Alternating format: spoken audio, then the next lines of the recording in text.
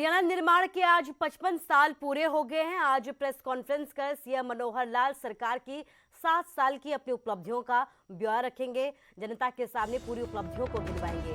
राजनीतिक सवालों का भी जवाब देते हुए नजर आएंगे सीएम मनोहर लाल। हरियाणा निवास में दोपहर 12 बजे प्रेस कॉन्फ्रेंस की जाएगी। तो आज 55 साल पूरे हो चुके हैं और आज इसी उपलक्ष्य में प्रेस कॉन्फ्रेंस की जाएगी। हरियाणा सरकार की तरफ से ये प्रेस कॉन्फ्रेंस की जाएगी, जिसमें सीएम मनोहर लाल हरियाणा सरकार की 7 साल की उपलब्धियों का ब्यौरा रखेंगे। इसके साथ ही जितने भी राजनीतिक सवाल होंगे उनका जवाब दिया जाएगा।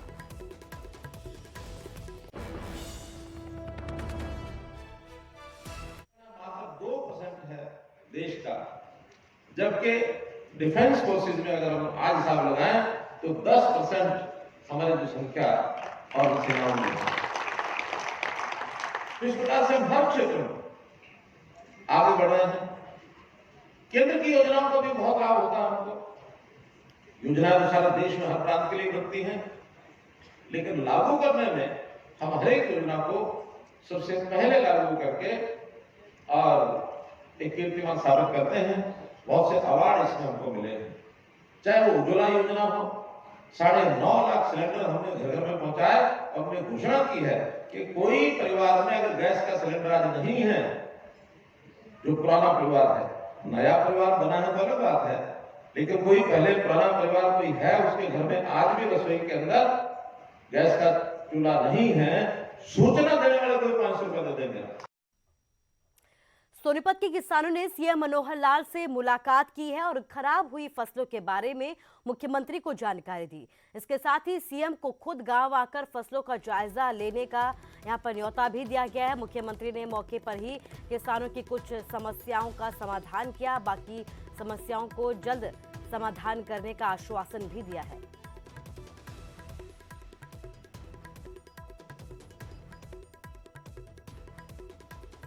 और खबर हिमाचल से है, जहां पर सेल्फी का शौक 2 छात्रों की जान पर भारी पड़ गया। ब्यास नदी में डूबने से 2 छात्रों की यहां पर मौत हो गई है। घर वालों से झूठा बहाना बनाकर घूमने निकले इन छात्रों को जैसे मौत इनका पीछा कर रही थी और फिर एक सेल्फी जिंदगी की आखिरी सेल्फी बन गई।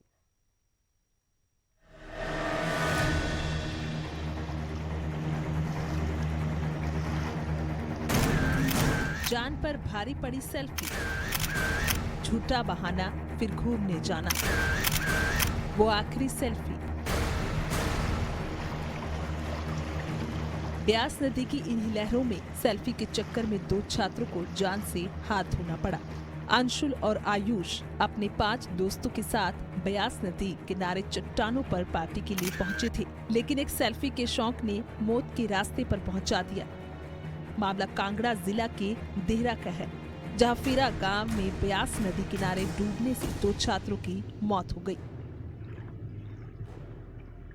परिवार वालों के मुताबिक आधार कार्ड अपडेट करने का झूठा बहाना बनाकर दोनों छात्र अपने घर से निकले थे, लेकिन जब दोपहर तक घर नहीं पहुंचे तो फिर इनकी खोजबीन शुरू की। घर से निकला 8 से लेकर 9 बजे के टाइम घर से निकला है, क्योंकि अपना आधार कार्ड अपडेट कराना है। फिर 2 बजे तक उसका किया, पता किया, कोई पता लगा। शाम 5 बजे के करीब इधर फेरा देहरा का नज़दीक ब्यास नदी के किनारे उसकी स्कूटरी गाड़ी दी है। फिर नीचे आके हम लोगों ने 40-50 आदमी थे इकट्ठे, उसके कपड़े मिले। एक लड़का और कर लीजिए, उसके साथ क्लासमेट है। ब्यास नदी किनारे चट्टानों के बीच दोनों के कपड़े मिले, कोल्ड ड्रिंक की बोतल और गिलास भी मिले। स्कूटी भी सड़क किनारे खड़ी मिली। इसके बाद एनडीआरएफ की टीम ने सर्च ऑपरेशन शुरू किया। अंशुल और आयुष 11वीं क्लास में साथ पढ़ते थे और दोनों की उम्र महज 16 साल थी। उनके कुछ यहाँ पे बनियान और शूज़ इसी पॉइंट पे मिले थे।